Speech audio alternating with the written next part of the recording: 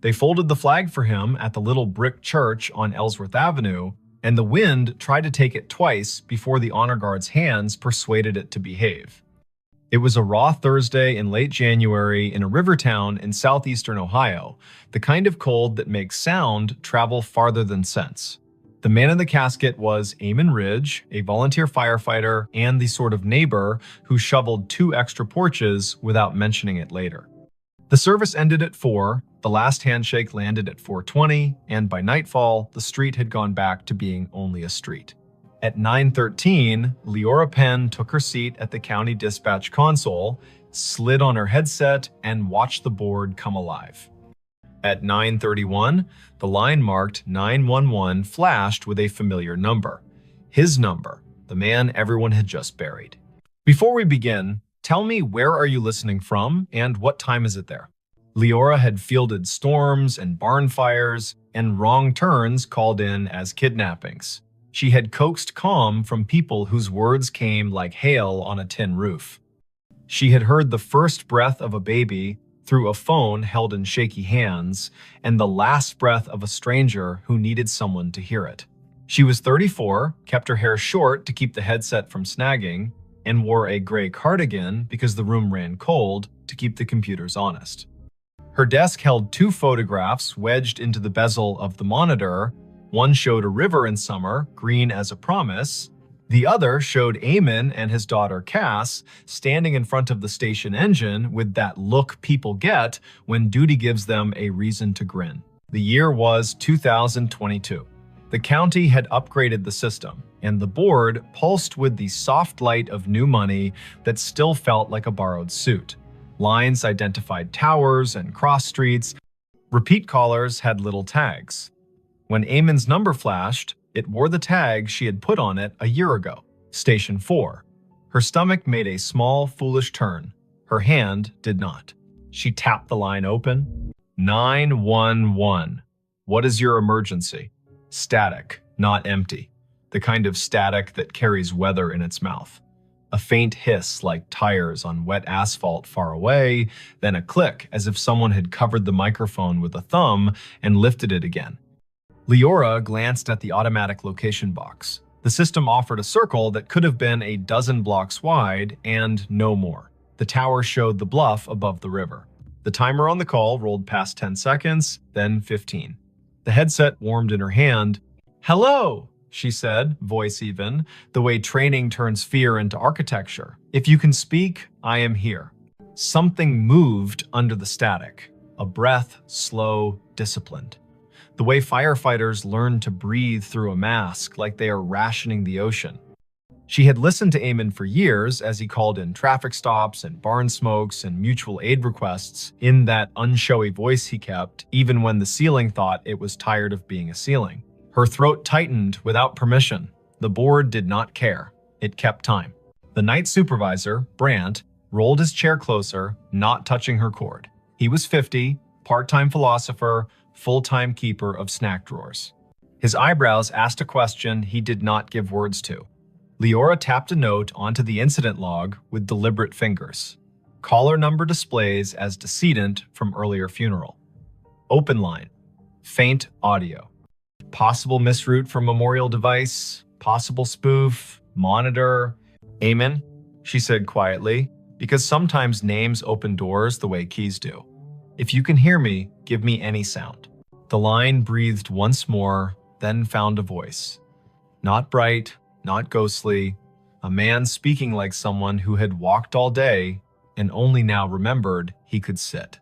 It said one sentence, 3 words, patient, back door locked. Brandt's hand hovered over the radio mic. Leora nodded once. He paged Station 2 because Station 4 was morning, and Station 2 would show up with their coats half-buttoned and their hearts arranged like a team. He sent them to the Ridge home on Quint Street, the small white place with a porch swing that had never let a guest feel foolish for needing to sway a minute. Leora kept her voice on the line. "Back door, locked," she repeated, writing it, hearing it, feeling the way the sentence wanted to be a map. "Is someone inside?" Nothing answered at first. Then a second sentence, softer. "Cass asleep." Brant's fingers were already moving the way piano players do when the song makes them want to be faster than they are. Officers on the midnight swing shifted their routes without complaint. The medic crew out of town angled their rig toward Quince in case Grief had found a trick that needed medical names. Leora sent a quick text to the on-call clergy liaison because the county did not believe in letting families be alone with what they could not name. "Amen," she said, "steady. We're sending them. Stay with me if you can." The line hissed like rain on a steel roof, and then went quiet. Not the click of a hang-up, the kind of quiet a room makes when a story finally sits down. The call timer rolled to 1 minute 23 seconds, then stopped. Disconnected, the board told her, cheerful as a toy that believes its work noble. Brant opened his mouth and then closed it. He reached for his coffee and decided it was the wrong kind of night for coffee and reached for water instead. Leora sat very still for a moment and felt the way adrenaline stands up in your body and refuses to sit until you give it a task. She gave it the task of listening. The lines danced with ordinary need. A possum in a kitchen. A husband who had cut his hand on a jar. A neighbor who had heard a window break and then realized it was the television. Her hands did their work. Her ear held a room for the line that had gone quiet. Officer G. Park radioed in first. Voice crisp. Tires crunching on salt in the street. Unit 3-1. Quince Street. Back porch light on. Back door indeed locked. Copy request to knock. "Copy," Leora said, hearing her own voice make simple shapes. "Proceed." There are knocks that sound like questions and knocks that sound like the start of a fight. Officer Park knocked like a person who has played in a string quartet. Firm. Meticulous, willing to wait between knocks. Leora heard the long, thin silence on the open radio channel that means everyone has decided to breathe in sync. A porch swing creaked, whether from wind or memory. Then Park again, softer. Visual on subject in living room. Teen. Asleep on couch. Television on mute. No visible distress. We are making entry. Park called the locksmith number taped to his visor, because there is always one, and he also called the small cheat that officers inherit, which is to lift the back door on its tired hinges when you turn the key the wrong way. The door opened, a floorboard confessed itself, Park moved through a small kitchen that smelled like heat and spice and thyme. He said, quiet as a blessing, "Cass, it's G, it's me." The girl woke with that rough sound grief makes when it has only just let go for half an hour at last. "Back door," Park said into his shoulder mic. "Locked, now secured." Subject breathing, oriented, tearful, says she fell asleep and forgot the back after the last aunt left. She says her dad would have said it. She says she heard him say it sometimes, even when he was alive, when she forgot. "I'm locking up, then staying here until her aunt returns." The call had been the little bridge a county makes when one house cannot manage all its doors alone. Leora typed. She logged, she breathed. She answered a call about a siren that would not stop on a fire alarm panel, which is a call that can ruin a night or return it to its usable shape. She told Brant she needed 30 seconds, stood up from her console, walked to the stainless sink by the break room door, and washed her hands as if she had been in a kitchen that required respect. At 10:48, the line lit again. Same number. The board did not know how to feel about that and chose its usual indifference. Leora took it. 911. A voice lives inside a headset after a while. The nerves learn routes, the body decides where to keep the sound. The phrase came through low and clear. Basement. Pilot light.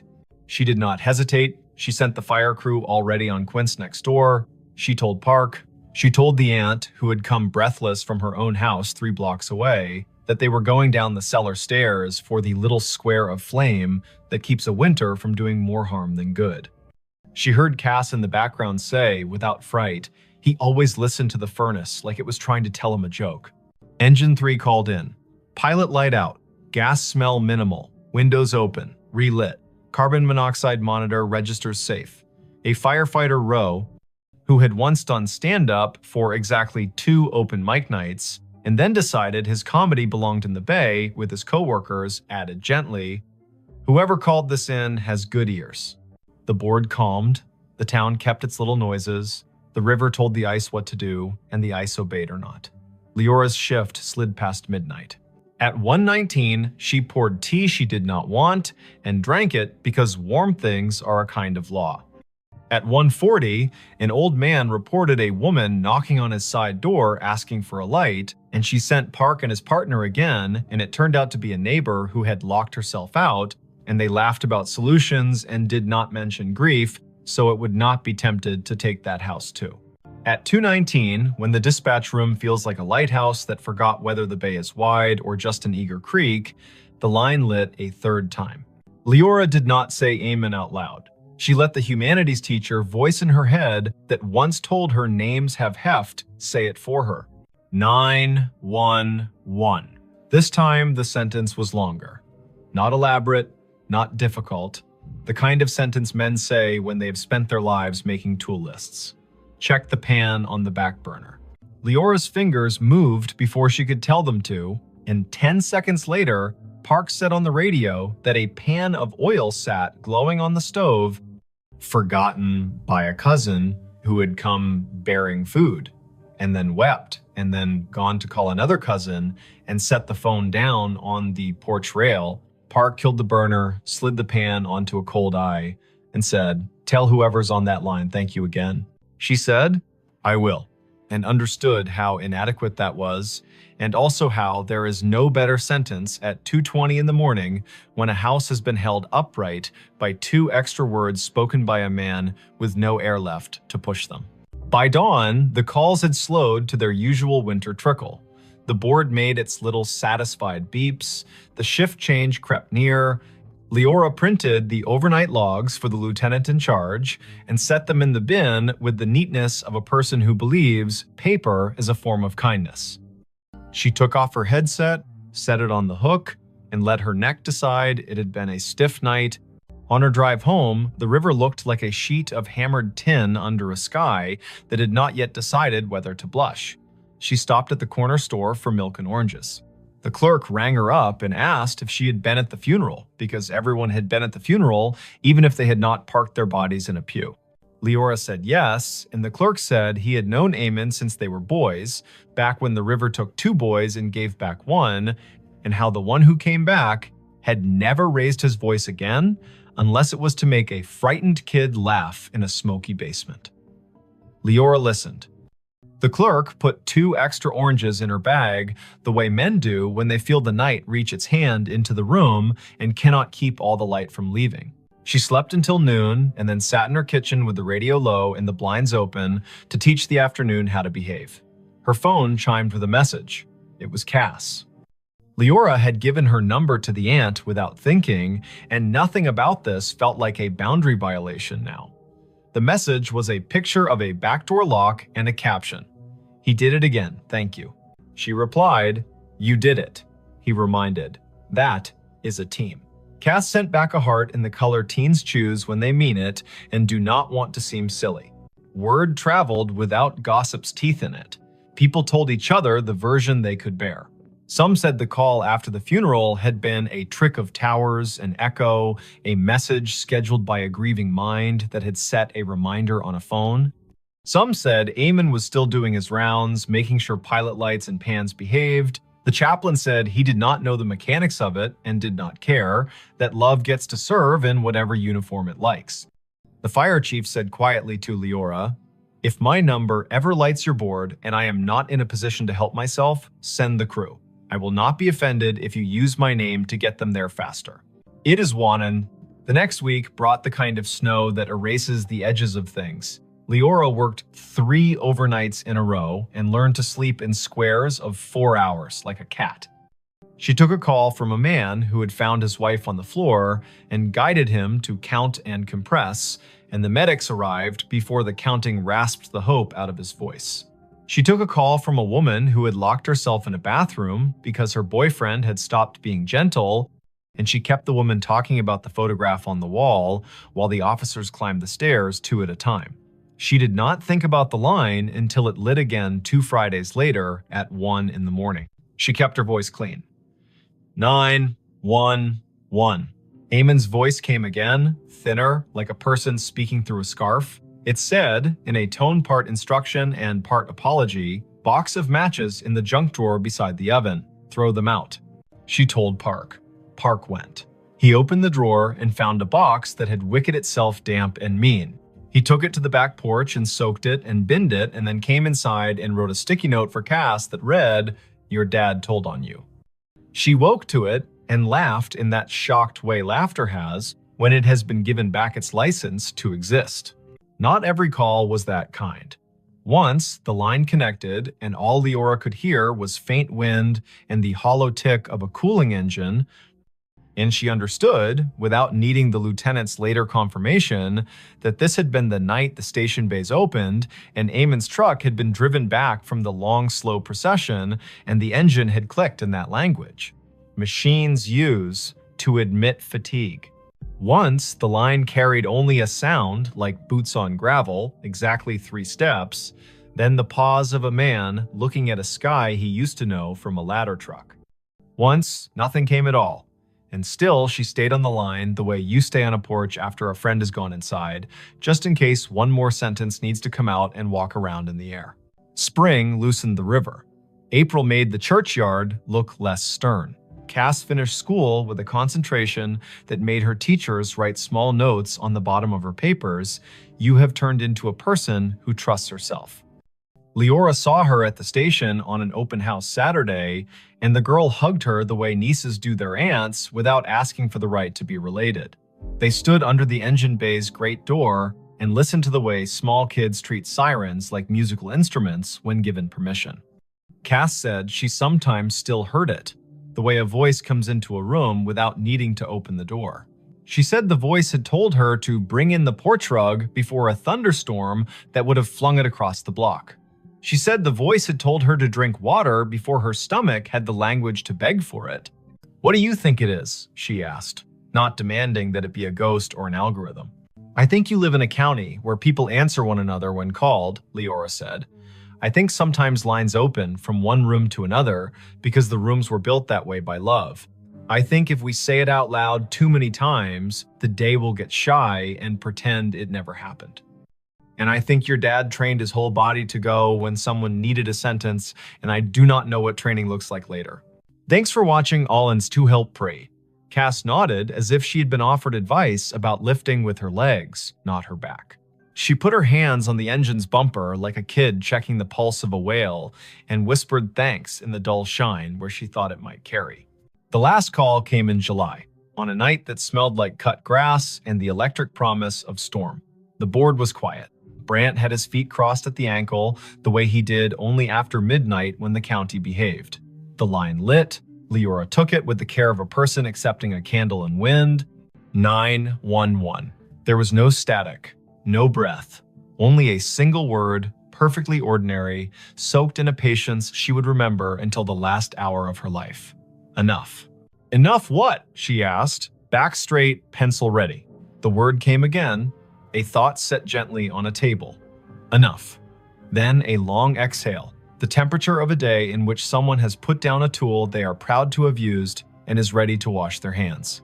She typed the word. She did not send units. She did not mention it to Brant until the end of the hour, when she said it out loud the way you say a number twice to make sure you got it right. He nodded.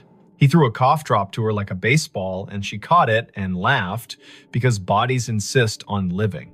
There were no more calls after that. The system reassigned numbers as systems do. The board forgot how to glow with that tag. When Leora sat at her desk and the photographs leaned against the monitor made their steady witness, she still sometimes heard the faint tap of a firefighter's gloved hand on a doorframe, the universal signal for ready. She bought a small, heavy key hook for her own kitchen, put it by the back door, and never forgot again. She found that when she walked past the Ridge place on mornings when she needed to see the river before she could trust the day, she would look at the back door and feel not a haunting, not an ache, but the exact rectangular comfort of a thing that had been understood and done. If this kind of thing ever happens where you live, if a phone rings after a set of shoulders in town have lowered themselves to the work of grief, if a name appears on your console that your heart wants to call impossible, do what Leora did. Answer. Stand in the narrow bridge between rooms, ask short questions with soft edges, send help, write down exact words. The world is made of exact words and the work that follows them. Believe nobody and nothing too hard. Let the river decide what is memory and what is rumor. And when the voice finally says enough, let your hands say thank you by resting them, palm down, on the desk you have kept clean so the night can put its weight there for a minute. And if you are sitting in your kitchen with a back door that gets forgetful, say the date out loud to bring the day to heal. Late January 2022. Early April 2022. The hot night in July when rain forgot its manners.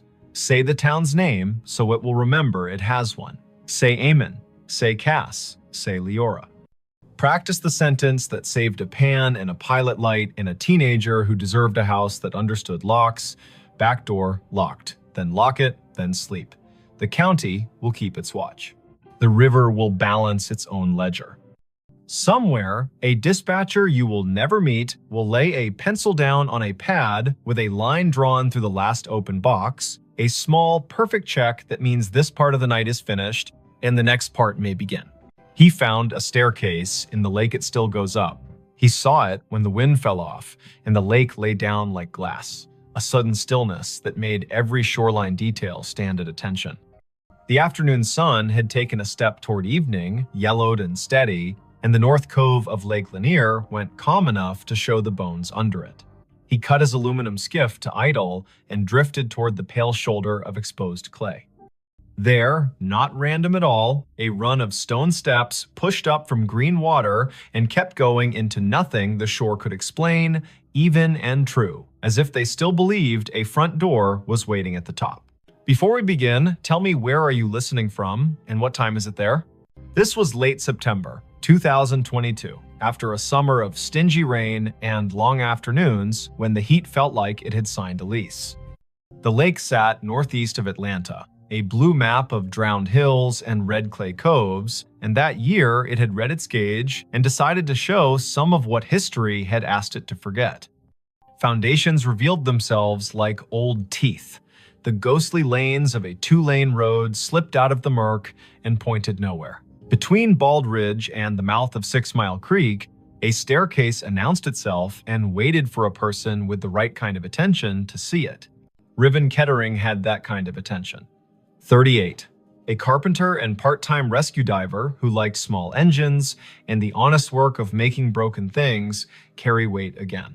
He lived in a rental off Pilgrim Mill Road with a dog who had taught herself to sleep through sirens. He was not a romantic, not really. He was the kind of man who listened to what a hinge said when it wasn't being looked at. The lake had been a job and a solace for him since he moved down from the foothills of Tennessee a decade earlier, and on afternoons like this one, he took his old skiff out to idle over the drown. The staircase began 3 steps below the surface, pale rectangles set into the clay, then climbed above waterline, slick with algae, where yesterday had touched and left. 12 risers showed drop. They marched up the bank as if they had no intention of stopping, then continued past where stone ended, the air holding their measure with a confidence that made nothing in Riven's head feel quite steady. He nosed the skiff forward until its snub bow made a soft knock against the lowest dry riser.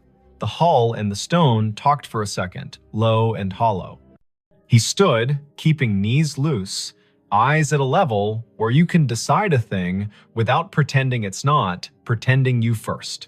The steps were fieldstone set into a poured bed, careful work from when hands were steadier because nothing had asked them to type yet. He could see where the mortar had let go, hairline by hairline, and where a leaf had chosen to become fossil rather than compost. He stepped out. The rock took his weight with a small, agreeable groan. He climbed, counting aloud the way you do when a rhythm wants to prove it's a law. 7, 8, 9.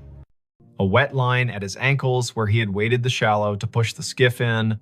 10, 11, 12. He stopped where stone ended. The sidewalls rose one more course and then gave way to air. Ahead of him, nothing. Above him, more nothing. And yet his right foot, when he slid it forward with the caution of a man who had once fallen through a rotten porch and did not intend to audition for that pain again, found resistance. Not stone, not water. Not empty. A density like stretched cloth, like cold-pressed sugar, like a stare that remembered itself and refused to forget just because the lake had been told to be a lake. He drew his foot back, scalp prickling, breath in a pocket he didn't want to open too fast. He looked around to see if anyone else had been presented this joke. No one. In late September, a Tuesday can make a cove your private chapel. Far out, a pontoon boat moved like a floor with music on it. Closer in, a blue heron had made the stump of an old post into a claim. Riven set his palm above the end of the stone into the air where a banister would be if someone had finished the thought. He felt nothing until he pushed a hair past what he thought was safe.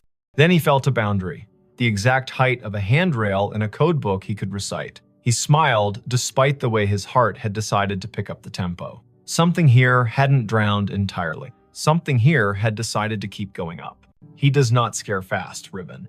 He is a man who has gotten into dark water at night, kindly, and come back calmer for it. But he respects a place with a memory. He went back down the 12 risers and climbed into the skiff and sat with his hand on the tiller and let the lake tell him if it wanted him to be braver than his grandmother would approve. The wind was a rumor now. On the far shore, a transformer hummed with the stale sweetness of electricity. He turned the motor off and drifted with his fingers brushing the gunwale and felt for the old current under the new. A loon called once out in the main channel, the syllable bending toward a kind of loneliness that doesn't need an audience. Riven looked back at the steps. The air above the 13th riser shimmered, a trick of light or a rule he hadn't been told yet. He swore softly in the old way that buys you permission to try again. He pulled the skiff onto the red bank, tied it off to a scar of root, and went back up the 12. He did what his hands knew to do. He turned a coin on its edge and rolled it along the last stone. When it tipped forward into air, it did not fall. It sat against nothing, as if pressed to a glass he could not see. He slid it forward with one finger and felt it drag over an edge. He slid his boot after it and met a tread that had weight. He put his full foot down and his bones agreed that physics had not been insulted, only invited to a different kind of party. He brought the other foot up. He stood on the 13th step of something that existed without confessing to the eye. He took one more. 14. He stopped. He is not a fool. He turned to look at the lake, which does not care if you find it holy or treacherous, so long as you understand which mood it is in. The cove held its breath. He stepped backward down the 2 air treads with a caution that felt like a prayer you say without agreeing you're saying it. He stood again on stone that had no arguments and breathed the kind of breath that renters of boats make when the motor coughs once and then forgives you. Lake Lanier carries stories the way clay carries footprints. Old towns lie under it, old churches, the ghost lanes of Old Federal Road. People will tell you about a stalled truck on a fogged bridge and a handprint on the back window after, about divers who won't go down a second time because they looked through a school of crappie and saw a porch swing move. Some of that is what happens when humans leave water to be the keeper of their history. Some of that is people being lonely and needing their fear to wear a costume. Riven carried none of those stories in the silly way. He carried them the practical way. He knew people had been told their land would drown for the good of cities they would never see, and some of those people had said their names into the bank and put rocks one on another to make the land remember. He went home with the staircase in his notebook and in his knees. He did not say the shape of it to the bartender at the place on Brown's Bridge, who called everybody chief. He did not post a photo because the lake punishes people who turn it into spectacle. He slept badly and woke before his alarm and made coffee meaner than necessary and drove back with a coil of thin rope and a chalk box and the tape measure he used when perfection had to be part of the bill. Morning Lake, blue as breath. The skiff skittered over wind ruffles and slid into the cove willing. He tied a chalk line at the last stone and played it out up the air, marking nothing with blue dust that caught in nothing and hung there like a trick. He laughed once, quietly. He measured riser height with the tape and found consistency that would have made a county inspector nod. He tied a loop in the rope and lowered it down the near face of the steps. The loop sat against an invisible edge and held, not tight, not loose, as if politely told to wait. Half an hour went by that way. Numbers, angles. The carpenter in him building a drawing that would keep his fear inside its lines. When he finished, he sat with his back against the sidewall and let his head find the cool of stone that had learned shade. The world stepped closer. From somewhere he could not triangulate came a sound that reminded him of a bicycle bell rung just once. In politeness, he stood. The sound did not come again. He walked down the 12 and waited on the shoreline while the lake decided whether to ignore him or to grant him more. A woman called from the top of the red bank. Riven looked up. She was tall and rangy, mid-40s, wearing the kind of straw hat that makes a person look like they know how to move in weather. She carried a camera with a strap that had been repaired twice and a notebook bulging with the kind of paper that did not come out of printers. She introduced herself with a grin that answered questions he had not asked. Mara Clary. She ran a small outfit that mapped drowned towns and grave relocations for counties that cared to admit their forgetting. She had a copy of the Army Corps' old charts and a habit of showing up where the lake loaned the present to the past. "I've been told you've got steps," she said, "and that they keep going up." He wanted to ask who had been talking. He wanted not to have his name in a stranger's mouth. But she put her hand on the sidewall like a careful person says hello to an old horse, and the way her face took in what she saw made him feel less alone in his own seeing. He nodded. He told her his name and the number of air treads he'd let himself trust. She whistled low. "Lanier tells on itself every few years," she said, eyes on the shimmer above the 13th. "But I haven't seen it do this. Fieldstone, that would have been a front walk probably. Or the stairs to a porch. You can tell from the way these aren't as steep as church steps. And there would have been a dog who slept halfway up until someone came home at supper." "Everyone says that about any porch," he said, smiling despite himself. "Only because it keeps being true," she said, and laughed like a sound the cove had missed. They measured together, she took photos, he held a stick out over the air risers and watched the end bounce against nothing. They left offerings the old way. He peeled the paper off a peppermint and set it on the third stone step. She untied a strip of blue cloth from her hat and tied it to the root that held his skiff's rope. The lake, if it acknowledged that at all, did not show it.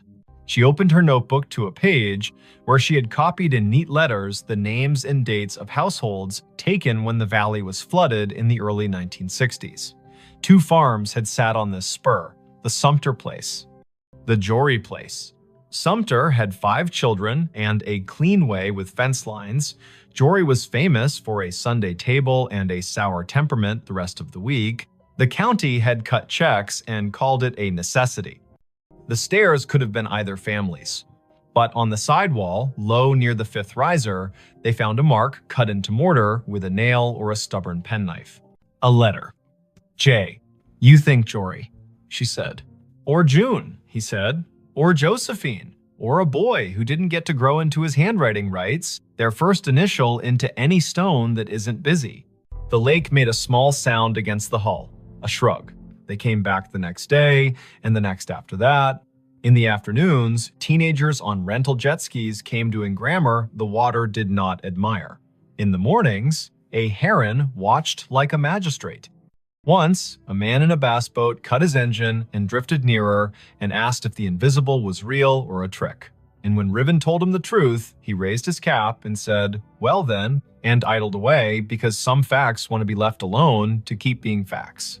On the 5th day, just after noon, when the light loses some of its slant and the lake starts its long exhale toward evening, the air changed. Riven was on the 14th invisible tread, Mara 2 below on stone, the rope tied at his ankle as if that kind of thing would help. He felt a pressure move across his shin like a child's study of a newel post. The hair on his forearms declared a vote. He looked up. Above him, a faint dark line hung in the bright. A lintel, if you wanted to pretend to see one. A line where a door might have decided to sit if it still meant to. He lifted his hand slowly and let it hover. It met resistance at the height where a latch would be if people had followed the same measurements here as they did in town. He pressed a fraction and felt the air give. Not much, not enough to invite him, only enough to say, "I know what you were asking for," and no. He withdrew his hand. He did not try again. He went back down and sat on the 6th stone step and put his elbows on his knees and let his head go heavy in the way of a man who knows the difference between a closed door and an answer. "Not today," Mara said, not unkindly. "Doesn't mean never." A storm ran around the rim of the lake that night and forgot how to come down. The next morning broke clean and noisy, with birds relieved to be right about the Sunday. When they returned to the steps, the peppermint was gone. The strip of cloth whispered against the root when the wind remembered it. On the 4th stone riser, a line had been drawn in the red dust by a finger that had not belonged to wind. 4 short lines, 1 long. The way a person keeps track of days when they are doing a job no one else is counting, they looked at each other like people who have been included in a conversation without earning it. Mara wrote down the marks in that tidy, practical hand. Riven climbed to 14 again and did not press the air where the latch would be. He listened instead. It is an old trick. The more you don't demand to hear, the more willing a place is to say its piece. Somewhere above him, at the end of the invisible run, a sound came faint, almost an opinion. The scrape of a chair, foot against a wooden floor. Once, then a breath, remarkably ordinary, let out by someone who was done with a small effort and is pleased to have finished. He let his knees bend and went back down step by careful step. The county put out a notice, polite as a church lady, asking people not to climb anything that felt like absence. A man from the Corps came by with a clipboard and a caution that did not include humor and told them to rope the place from the bank. They tied a line and left it slack enough to be ignored by whatever needed to come and go. Mara logged coordinates and photographs and the exact color of the lichens on the sidewall. Riven made a drawing of the steps that showed the air ones the way you show trust, with dotted lines and a note that says, "As found." Word spread anyway. It always does when to leave a thing alone would be the more complicated form of love. A grandmother came and watched from the shade and told her granddaughter a story about the summer her brother rode a bike into a field that is now part of the lake and fell and did not cry, because corn leaves will cut you if you give them. An audience. A man in a Braves cap stood for a long time with his hands in the back pockets of his jeans and didn't tell anyone why his eyes kept the gloss they kept. A boy clapped once and apologized, and then asked if the staircase sounded like anything, and when Riven told him about the scrape and the breath, the boy looked toward the place where a door might be and whispered, "Thank you," like a student to a teacher who has handed out permission slips to freedom. On a Wednesday morning in early October, the lake rose 2 inches. The first stone step went green again. The 12th stayed dry. Riven set his palm to the sidewall as he had begun to do without design and said the names of the months out loud as if they were a key. Mara arrived late, hair in a bandana printed with little cranes, a thermos in one hand and a sheet of onion skin paper in the other, the thin kind that takes pencil and lets the stone's texture come up through. She rubbed the J, the nail-cut letter, and the tally marks. When she lifted the paper, the letter and the lines looked like a message written by someone whose words had to be rationed. She tucked the rubbing into her notebook with a care Riven recognized as kin to prayer. By noon, clouds built into a boast. Mara packed her camera because electric things deserve not to be insulted by weather. Riven untied the rope at his ankle and coiled it with the absent-minded competence of someone who likes ropes for the way they make order out of risk. The air above the 14th step felt different. Cooler, somehow. Denser. He looked up and wanted more than he would have admitted the week before to see something acknowledge him. Not a face, not a figure, an idea. The lake refused. It kept to its rights. Before the storm broke, a small group arrived in silence. Not tourists, not thrill seekers. People in good shoes that did not belong to docks. A woman in a navy blazer. A man whose tie had been loosened by degrees and had stopped at 3. An older woman with a cane that looked like it had been carved by someone who understood trees better than money.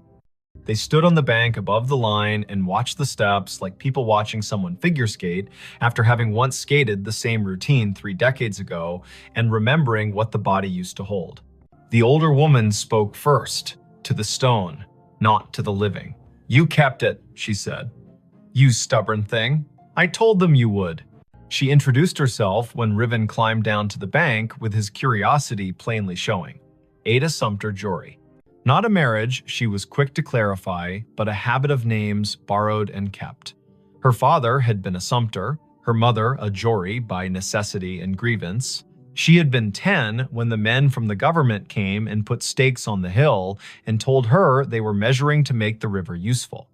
She had been 14 when the kitchen was dismantled and stored in a relative's shed, and the porch chairs were put on a truck without the porch. She had been 15 when the lake finally climbed to the 7th stair and the dogs refused to sleep where they had always slept and had to learn ground new as a dollar. "My granddaddy set those stones," she said, chin lifting toward the steps. He knew the grade by eye. House stood there. She pointed at the air, ran long that way. Kitchen at the back, where mornings were honest. Stairs to the sleeping rooms tucked in right of the door. He told me we build stairs for coming and going and for waiting. That last part is where the world gets the math wrong. She cleared her throat once, a small thing that meant a larger thing had moved through it. "My brother wrote his letter J in the mortar before it set," she said, and smiled fully for the first time. He was 5 and mad because he had not been allowed to carry a stone and needed to have done something the porch would remember. They watched the lake together as it considered which forenoon belonged to which afternoon. Mara showed Ada the rubbing, and Ada put her palm on the paper like a hand over a baby's sleeping flank. "He stayed mean," she said of Jory, but without any real heat. But he loved that stair. Sat halfway up when he had nothing to do and the weather had nothing to argue about. Played that little bell you keep hearing because he liked the neatness of a sound that stops when you take your finger off it. The storm arrived, they covered what needed covering, the skiff rocked and complained, and then remembered it had been in worse moods and calmed. The rain washed the red dust off the risers and gave them back their gray. The air cooled like a head turning on a pillow to the comfortable side. Ada walked down to the 2nd step and touched it like the forehead of a child with a fever breaking. "Enough," she said to the rain, to the year, to the air that had learned to hold treads. In the weeks that followed, the staircase did what durable things do when they decide to belong to more than one story. It kept being itself. The lake rose and smudged the lower steps and then pulled back like a long breath returned. Riven kept coming because he had begun to like the feeling of leaving a place better than he found it by doing nothing but listening the way a well-made chair listens when a tired person sits. Mara wrote a piece for the County Historical Society that began with the sentence, "There are places we drown and places that refuse." Ada came twice more and told the stair her brother's best and worst. And once, on a bright Sunday, when the buzz of outboards sounded like cicadas pretending to be important, she brought a tin of biscuits and left one on the 3rd step because her mother would have called it manners. On a morning in November, the air thin and brisk, frost like pale sugar on shaded clay, Riven came alone. The lake had taken back an inch, the first 2 steps glowed green. He stood at the foot and waited the way you learn to wait when you've been given more than you asked and are smart enough not to get greedy. The wind came off the water and put its fingers through his hair with a familiarity he hadn't earned. Above the 14th tread, the line where a lintel would be shivered and then settled. He put his hand out at the height of a latch and did not press. "Thank you," he said to nothing and to something. He went home and made lunch and fixed a neighbor's sagging cabinet and walked his dog in the long honey of 4 o'clock. He slept that night without the lake climbing the stairs of his thoughts. He dreamed he was sanding a handrail he could not see and woke with the particular ache in his forearm that tells a man he did a good day's work in the world that matters and the one that does not need him but lets him in anyway. If you go out to Lake Lanier on a fall day after a long dry, when the wind has the courtesy to lie down and let the surface polish itself, you can find the cove if you know who to ask and you promise out loud not to bring a ladder. The staircase will be there, stepping up from water into air with the patience of a body that has learned not to argue with time. You can put your boot on the 12th stone and your breath on your rib cage and decide if you will push your foot forward into the space where the 13th waits. If you do, it will hold. Not because wonder owes you, but because someone set a measure here with care, and because sometimes the world keeps an old promise in a new element. Say the year out loud when you find it. 2022. Say the place by its names, Lanier and the valley it drowned. Say the people if you know them, Sumter, Jory.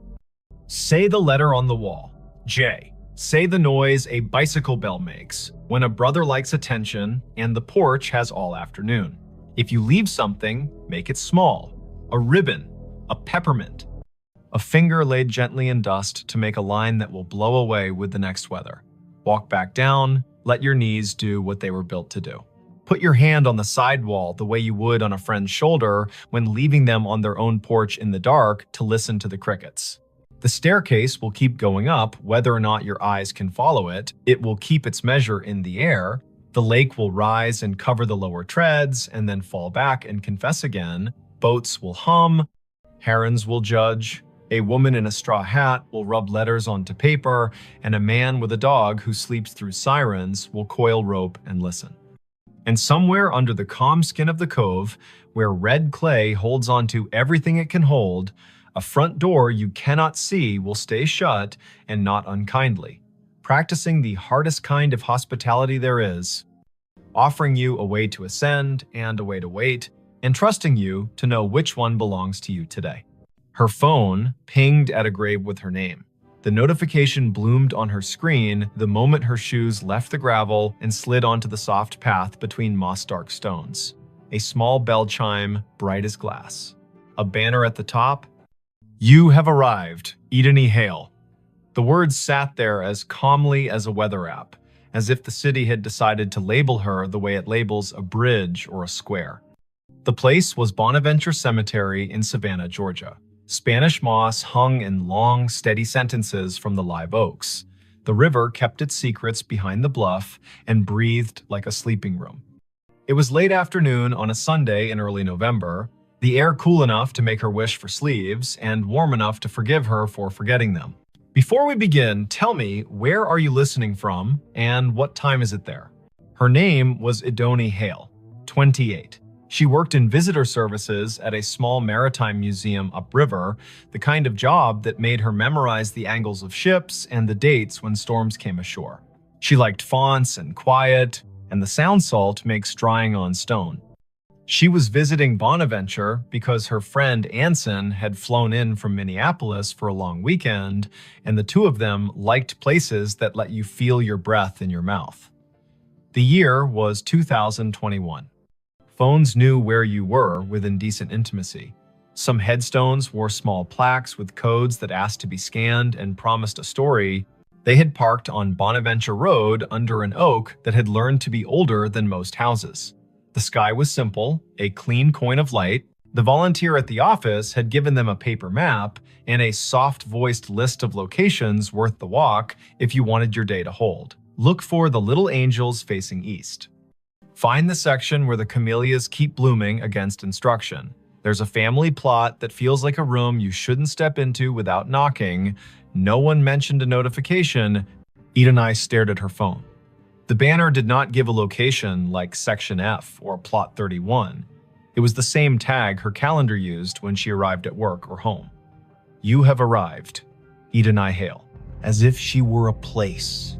As if the grave were her. Anson leaned toward the screen and squinted.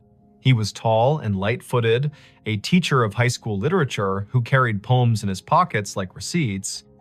He read the banner and then her face and made a small arranging motion with his hands, the way he does when he wants to place humor where fright is trying to sit.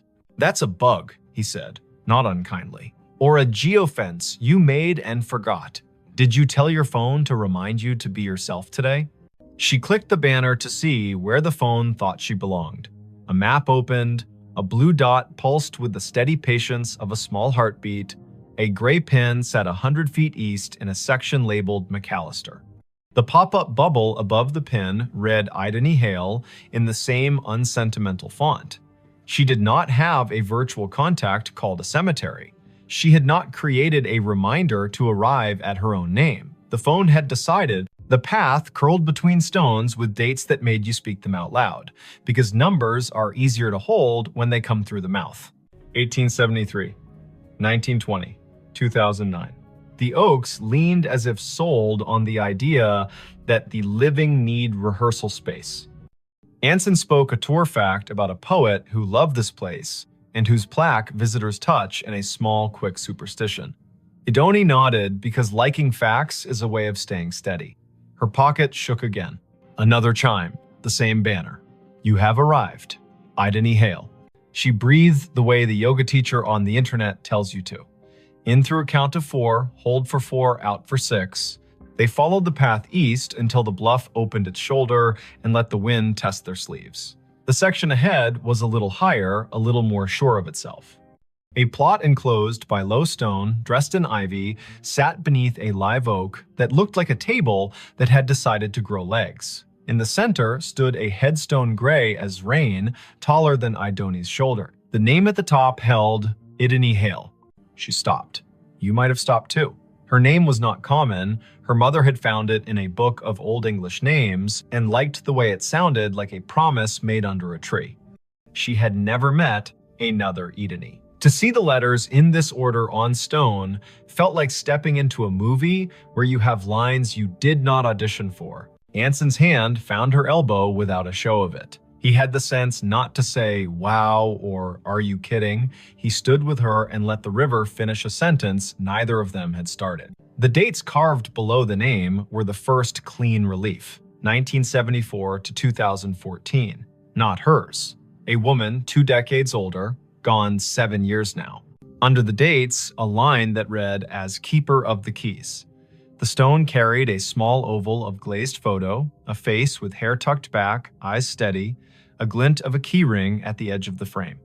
The oval was rubbed to a shine from fingers, the way love polishes small things while refusing to say it is love. On the right-hand corner of the stone, someone had bolted one of the new plaques with its little square of patterns. Scan to learn more. People who love story cannot resist a square that holds one. Ideni lifted her phone and let the camera see. A link opened without asking for anything. A page built by a memorial service company bloomed. At the top, the name again. Below, a small biography. A life lived with habits, upright and kind. A childhood in Chatham County. A long run as cemetery sexton. The last line read in a voice that felt like a woman sitting on a step with a mug and a warning and a grin. If you need something, tell the ground. It will tell me. While she read, the phone hummed again. Not a banner this time. A little circle pulsing at the top of the screen, the way maps announce a place with enthusiasm. The circle flashed once, then settled. Ideni swiped down to see the source, a calendar reminder with no category. White, titled simply, Arrived. Location, here. She had not written that. The phone, perhaps, had decided the day needed a label, or the small plaque had more to it than the page admitted. Anson said the woman in the photo had librarian eyes. He meant that as a compliment. He pointed at the keyring. He said his grandmother had been a keeper of the keys at a church in North Dakota, and those women know where every grief sits at every hour, the way a night janitor knows which chairs spit gum and which ones sigh. They stood a while. People walked past in respectful silence, guided by a docent's voice that held just enough theater to keep 15 people from wandering into their own daydreams. Spanish moss moved like thought repeating itself. A flake of light rose off the river and fell back as if it had changed its mind about being air. It would have been a good story already finding your own name on stone, a phone that had the audacity to tell you you had arrived, but something else decided to be true. A little tone sounded from the phone, the way sounds do when an app you forgot you had decides to help. It was the noise her AirDrop made when someone nearby wanted to share a photo at inopportune moments. The screen shifted to a dialogue. A file offered to send itself to her. The sender name was a string of letters and numbers that meant nothing. The file name read Keys. Anson leaned in and made his face calm. "Decline," he said gently, "because strangers in public places with quick hands make tricks, and both of them work in museums and have seen every version of the human habit of testing boundaries." She hovered. Decline would be wise. Accept would be a dare. She pressed accept because sometimes you let stories finish what they start. The file downloaded. It was not a photo, it was an audio file, a minute 42 in length. The waveform showed it wasn't silence. She tilted the phone toward her own ear instead of speaker because you don't open a voice in a cemetery loud unless the voice has earned the right. Static first, then the sound of wind combing something thin, then a woman's voice, the age of a woman, who tells tools where they belong and expects cooperation. The voice said, "Dry as a towel and warm as a summer kitchen. If you are standing over me, child, and your name is mine, you can help me keep my promises. Put your phone on the stone and leave it be a minute. It will tell you where to stand next." Anson's eyebrows did a small jazz riff and then tried to behave. "Okay," he said softly, a word that meant, "I am here and I am not going to ruin this with cleverness." Ideni set the phone on the flat top of the headstone the way the voice had instructed. The screen slid into its lock. Her reflection replaced her. The oval photo looked past her shoulder the way old photos always do. She counted in her head as a way to keep the childish fear of being tricked from standing up and knocking the ritual with its elbow. 50, 60, 78. The phone buzzed once, she lifted it. The map opened of its own accord. The blue dot had moved nothing. The gray pin had changed. It labeled another grave 30 yards north with a name neither of them had seen on the paper map. Rosin Hale. A second name, another Hale. The first name was Welsh and not common here. They went because the day had asked enough times to be answered polite. The second stone stood lower, more modest. The granite, a color you could never find on purpose if you looked in a catalog. The dates were older, 1931 to 1999. The epitaph read, "She kept the gate lighted," and under that, in smaller letters, so faint you could only see them when the cloud put its hand over the sun, a line, Rosine was born. Rosine Idris. She married into Hale and stayed. Tell my niece if she comes through here that I see her when I count keys. I am not anybody's niece, Ideni said aloud, and then took a breath because she heard the defensiveness squirreled underneath. I mean, not hers. You might be more people's niece than you know, Anson said gently, a man who had grown up with uncles who weren't uncles and yet were more family than the kind that wears your face. They stood while the wind added a signature to the bottom of the page of the day. The river put its shoulder against the bank and leaned. The phone did not ping again for a while. A cardinal went from one branch to another with the purposeful speed of a person who knows where the parts are stored. A group of teenagers trailed an auntie through the lanes, popping gum in a respectful way, which is a regional miracle. Ideni looked up Rosin on the cemetery's database because when your heart gets odd, facts make a braid to hold on to. The database was one of those volunteer-built websites that carry the tone of a potluck where everyone brings a dish so exact it shames you for choosing salad. Rosin's entry was thorough. Born Rhonda Valley, came across with parents as a child, settled in Chatham County, married one Mr. Hale, worked checklist after checklist for the electrical union office, sang alto in church with the patience of an anvil, survived by no children, preceded by older brothers, all gone. Niece mentioned in an obituary in 1999 with no name given. Anson made a sound that meant the story had wiped its hands on his shirt and was ready to cook. The phone chimed once more, now with the tone her museum app uses when a beacon in an exhibit hands you a fact. She had turned beacons off last month because being interrupted by history while in history felt a bit like a stage whisper in a quiet theater. She had not turned beacons back on. The screen read, "A note is waiting." A map pinpointed the little brick building the cemetery uses as a workshop for the grounds crew. A path drew itself in blue between the Hales and the shop, like a string in a child's game.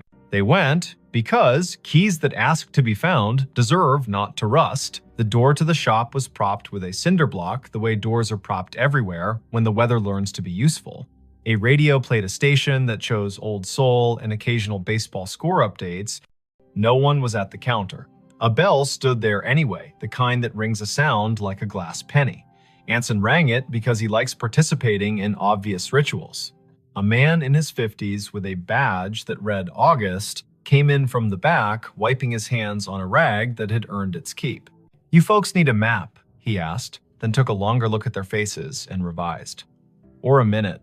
"We were by the hailstones," Idony said, and watched the way a man looks when a rhyme finds his ear and tells him it cares. August nodded. "Course you were," he said. "I keep an envelope for that family. Been waiting on who it's waiting on." He reached under the counter, where drawers have learned to hold what should not be lost, and brought up a large yellow envelope with a blue paperclip that had rusted a little by choosing weather. The envelope had 3 words on the front in tidy block letters. For the next Idony, heat went across her face like an honest light. August saw it and stilled. He handed her the envelope the way people hand one another babies, meaning well and moving slow. She opened it with her thumb. Inside, 3 items. A small brass key, old, not ornate, with teeth filed like a decision. A folded sheet torn from a spiral notebook, edges soft with years. And a wallet-sized photo of a woman in a blue work shirt with a name patch and a grin you could feel on your back like afternoon Sunday. The patch read, "Idony." The face belonged to the woman on the first stone. The note was written in blue ballpoint in a hand that pressed harder than paper deserves. It read, "Simple. For the next Idony in this county who can hear me the way a key hears a lock. My niece is out there." She won't say yes to the word niece because words are stubborn. She'll need to open the box in the old mausoleum we keep for tools and favors. The key is for the small door on the left. Lift on the latch while you turn. The box has what belongs to her and me and her grandmother. If she is standing at my stone with a phone, she will know that I know. Don't bring a crowd. Bring one friend who reads instructions with his eyes. Leave the key when you are done. We can count without hands here. "I'm not someone's niece," she said again, and heard how the sentence grew less certain with practice. Her mother's family tree began and ended in a different state. A line of women who told polite lies to spare one another the sharp edges and did their grief in broom closets. Her father had not survived long enough to name distant relations. He had left behind a bent screwdriver and a smell that her body still could find when a day asked. Anson's hand found the counter in a quick pat, like checking for keys as you leave the house. "You don't have to be a niece to be the person meant to do a thing," he said. "But also you might, and it might not matter how that happened." August tapped the counter twice, a habit that sounded like a yes. "The small left door," he said. "People never see it. Take the path behind the office and go right at the angel with the missing hand." The mausoleum is the little brick one that looks polite. The left door